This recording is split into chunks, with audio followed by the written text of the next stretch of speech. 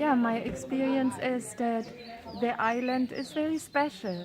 It has a lot of natural beauty, a lot of birds, and if you awake here in morning time, it is like paradise. It's so beautiful, and people are nice and fine. I like Majuli very much, and especially the connection to Sotra. Tratra makes everything very beautiful.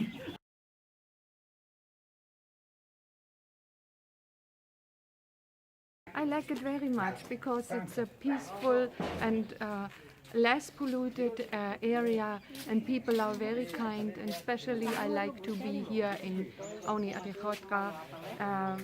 They're maintaining so nice the culture and the knowledge of Shankadev, and I adore this very much.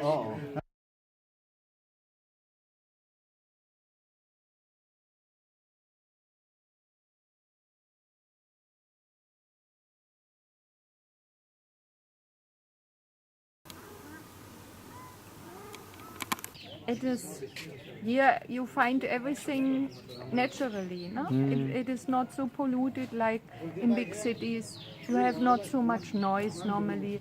You stay here in nature, and this gives something. It is like nourishing the heart, and for this is Majuli very good place.